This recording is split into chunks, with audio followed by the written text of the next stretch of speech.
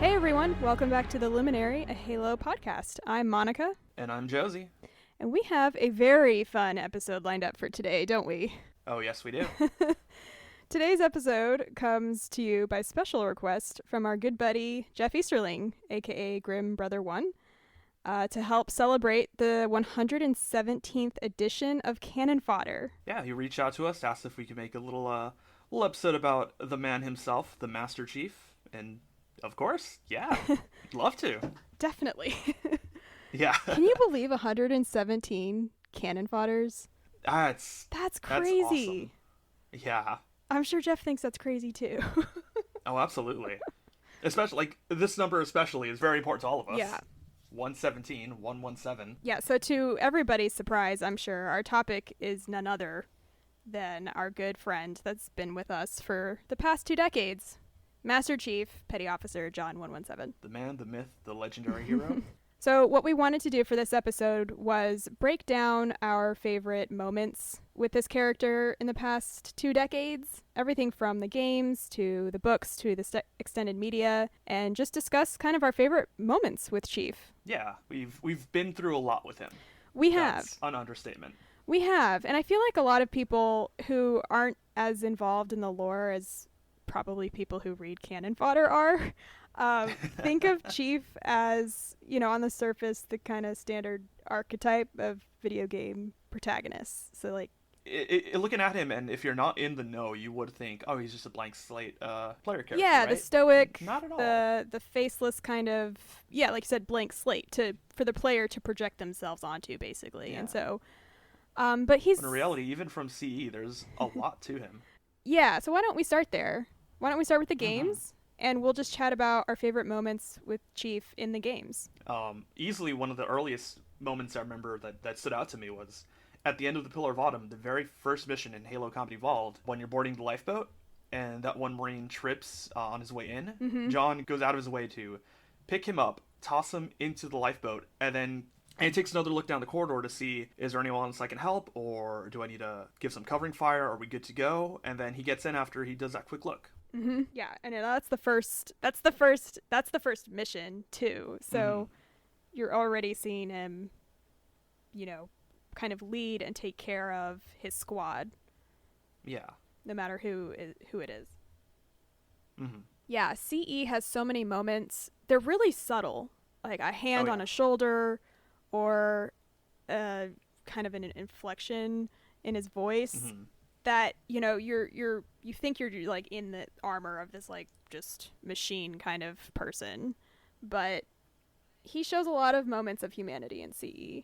And yeah, John's little the little nods of humanity that you see, like just in his body language, that carries over in Halo 4 too.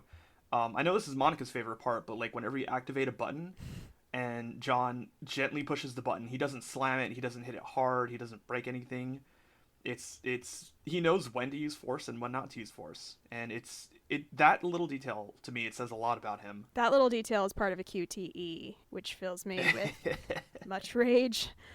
But since this is a John-centered, top-centered episode, I will say yes, I agree. I absolutely just put that in there to because it's true, but also just to tease you a little bit. So speaking of Halo 4, this is actually one of my favorite moments of Chief as a character.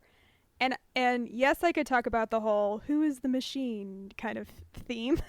But the cutscene that stands out to me with Chief as a character is when he's talking to Dr. Tilson on on Ivanov. On Ivanov Station. And he's telling her, they're trying to figure out a plan of action to keep the composer from the didact. And he's all about the mission, of course. He's still very, we got to do this and this and this. But he still has so much heart. He tells her he's sorry about the situation. He's really steady. He gives her a task to keep evacing everybody out of the station as he tries to, basically blow up the station, unfortunately. Yeah, he just helps keep her grounded and focused. Yeah, and he starts to turn away. He starts to, march away. And she says the line, next time you rescue us, and he turns around to face her. And the way he turns around, he faces her fully. It's very deliberate and intentional. He squares himself like up to her at Mhm. attention. And the animation, it's very intentional. And I don't know why his body language here hits so hard, but it just looks so Yeah. respectful in the wake of everything that's going on. It's like he knows the sacrifice she's making. Yes, he is still a soldier and this mission is critical, but she is still deserving of his full attention and respect. Yeah. And that just, you consider this bio-augmented super soldier next to this like aging doctor kind of person.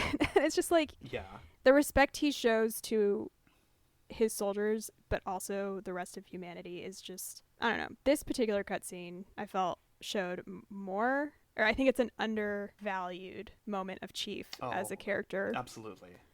That bit at the end of Ivanov Station it's so powerful. Yeah, I mean, this whole interaction definitely, of course, makes it more emotional when she actually dies. Yeah. And just, she says, maybe you can give us more time to pack. And he says, next time. So he's still like, it's not a joke, but it's just, he's still like grounded with her. Yeah. I don't know. He's acknowledging her. He's just, like you said, he's giving her his full attention that she deserves. Yeah. So I along with most of Halo 4, showing Chief as a caring and compassionate human being, I thought this scene did a really wonderful job. Absolutely. It's one of my favorites. Also, what we do see from Infinite so far with the way that Chief interacts with Brohammer also really seems to call back to this Tilson talk. It does. Brohammer is very insistent on, we got to get out of here. Come on, I know there's a subspace drive here in the wreckage we can use. And then John just looks at him calmly and he just says, once we're done with the AA cannons, we can find a way off the ring. He acknowledges his concern. Yes, together. He acknowledges Brohammer's concern and says, we'll work it out, but we need to take care of this first. Mm-hmm. And then we'll do it together. Mm-hmm. Yeah. He's such a good man. He is. It's the games do a good job painting him as, just brave and running in and kind of just like the hero. But I feel like there's also wonderful moments of just character interaction with others. Did you have anything else from the games that just kind of stick out to you as favorite Chief moments?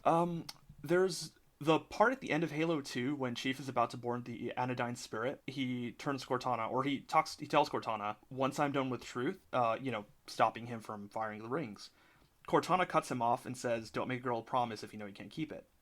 But it seemed like John was 100% ready and willing to come back for her as soon as he took care of truth, no matter how just impossible that seemed. And Cortana knows how loyal John is and how far he will go for those he cares about, those he needs to protect, and tells him straight up, like, nope, do what you need to do, don't worry about me. But John did come back for her once he was done with truth in Halo 3.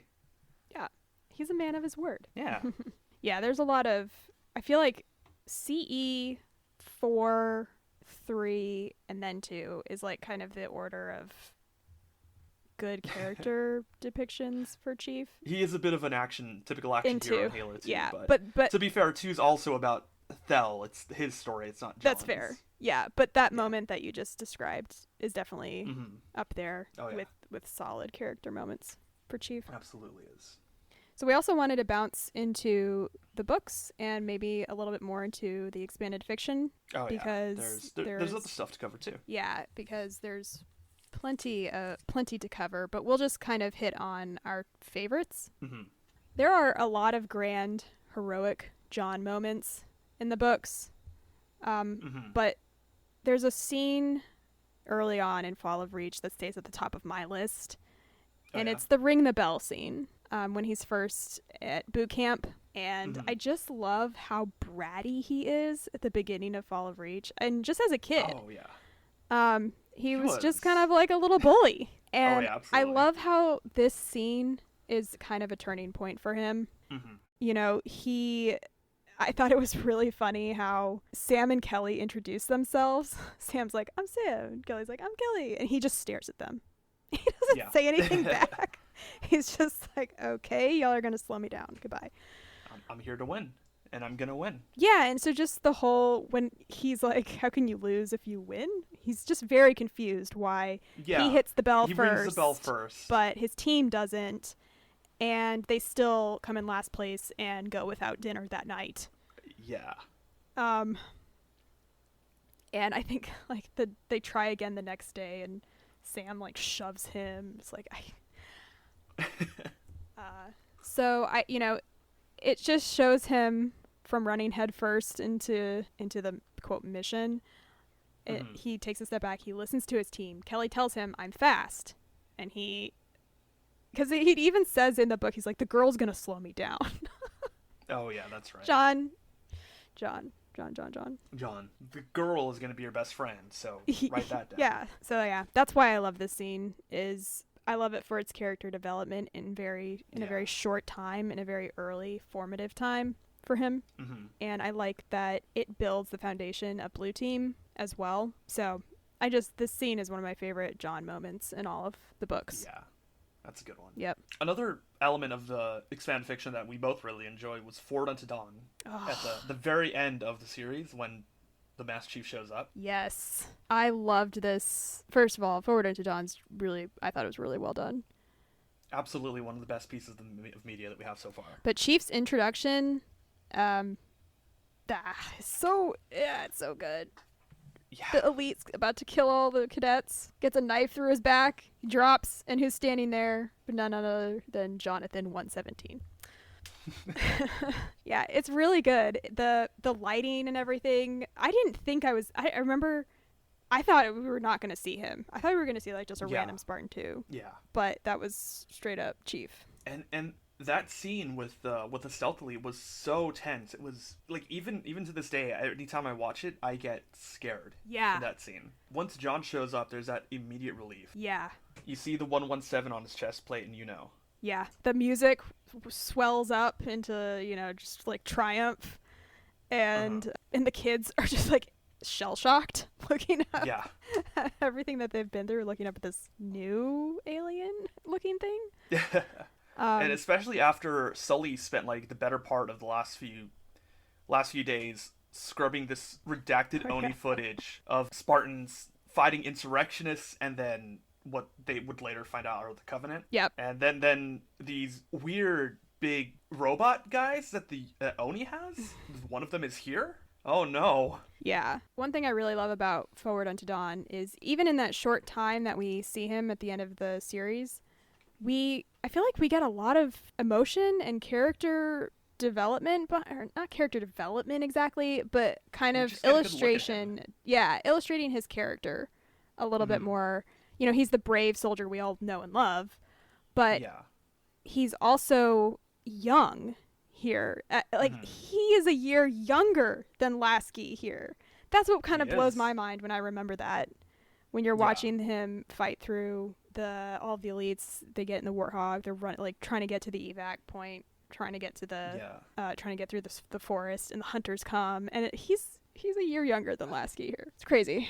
Yeah, and it doesn't really hit you until at the end when they're on the Pelican and Kelly and Fred take their helmets off. Yeah. And you can see, oh, these are kids. Yeah. And we still see him, as the soldier we know, but we also see a lot of compassion and drive to protect these kids.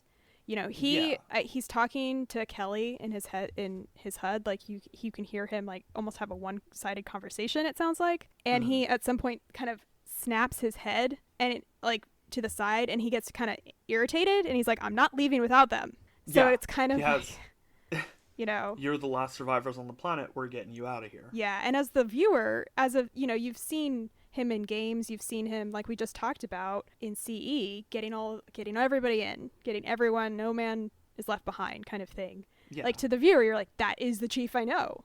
That makes total sense to me. And then as they're getting ready to fight their way out, he asks, who's the best shot, who's a good driver, so he can put all the cadets in places where he'll be more confident that they'll succeed, that they can all get out together. That's the funniest line in the whole series. Who's the best shot here? You probably? But that was Sully, right? That was Sully, yeah. Of course it's Sully. But you're right. He doesn't get frustrated or anything with that. That could be, he could be like, hey, but seriously, stop joking around. He could, but he's always very steady. He's trying to bring out the best in people all the time. Whoa, one Yeah. moment that's kind of sticking in my head. This is actually from Shadows of Reach. Oh yeah. I can't remember exactly what her name was. I can't even exactly remember who it was in particular, but I think it was the doctor. Mm-hmm. Basically, somebody is under duress, and he's trying to get their attention, like to try to ground them to the situation, and he calls her by her first name. Oh, it wasn't the doctor. It was, I can't remember. I think it was one of the soldiers. Mm-hmm. But I do remember what you're talking about. Okay, yeah. So he and the tactic there is to kind of call back to their attention, like pull them to earth a little bit and try to, keep them steady.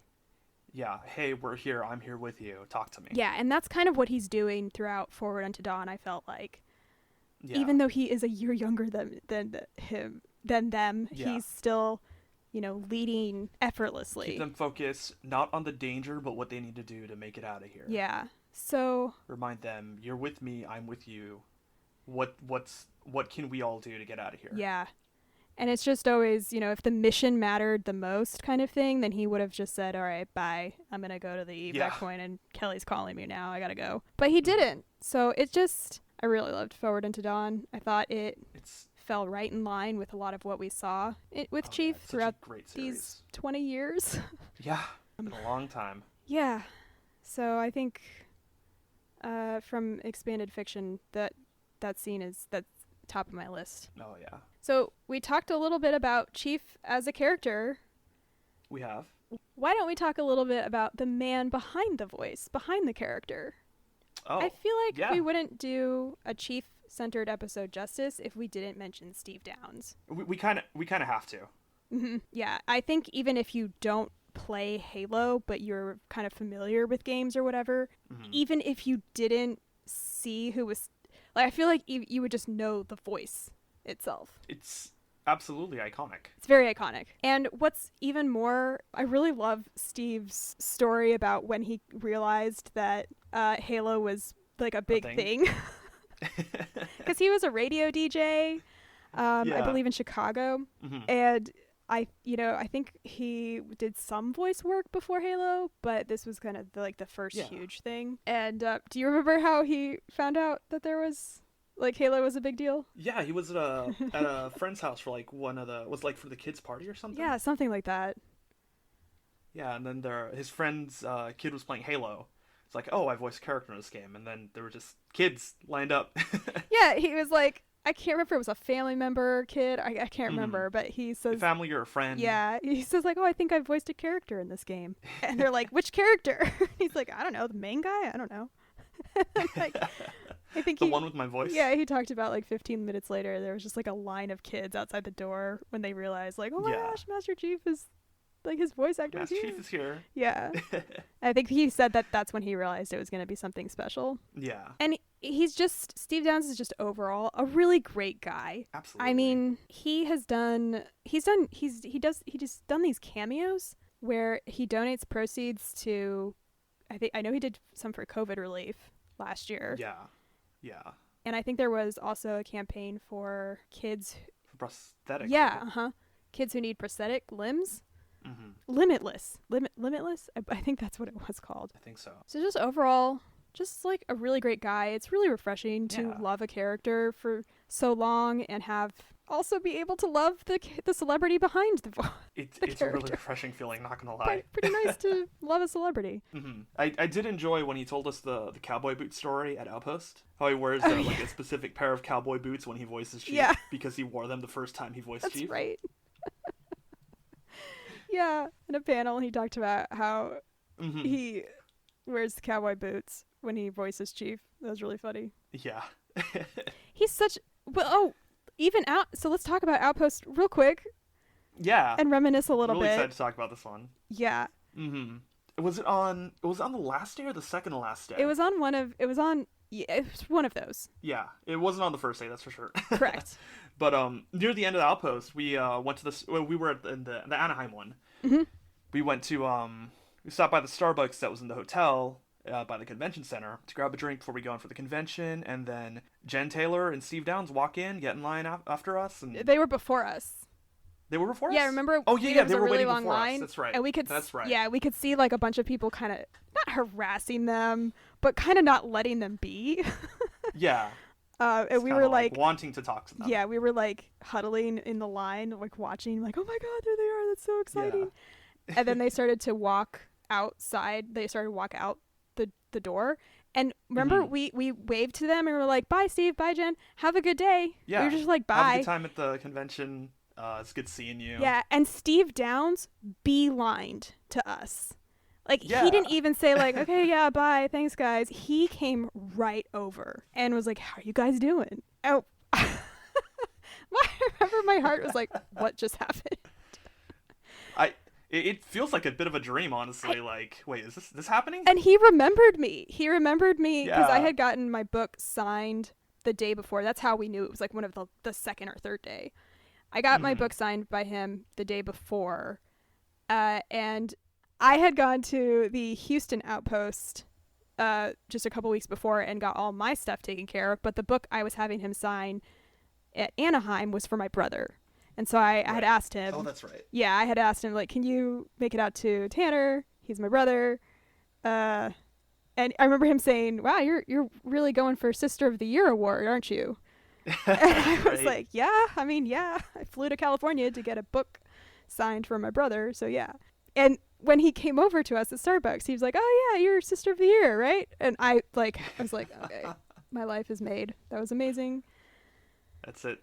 Just such a sweet guy. He's such a nice man.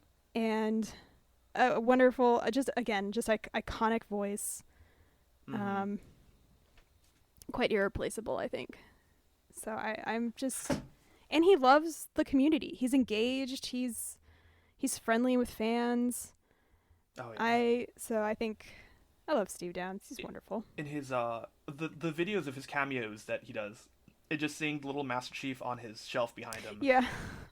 That just makes me smile so much. Yeah. I like how he always introduces himself. He's like, Steve Downs, voice of Master Chief, Spartan 117. He always has that line when he introduces himself. Yeah. It's really great. Really, really, really great, again, to appreciate the voice behind a favorite character. Mm-hmm. Absolutely. Mm-hmm.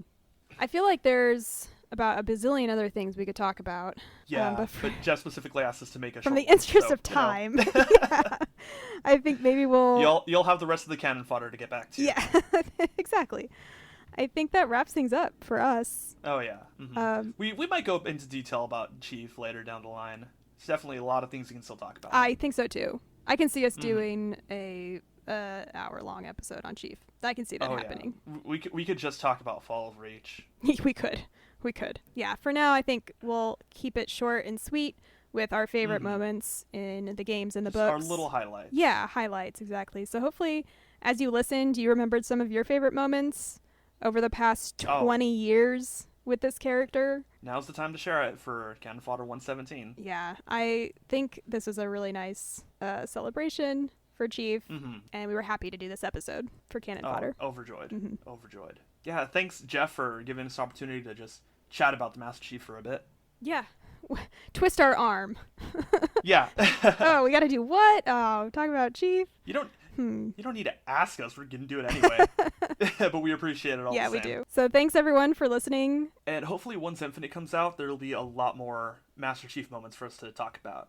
Yes, absolutely. But until then, thanks for listening, and hopefully catch you guys on another episode. Yep. Catch you later. Bye. Bye.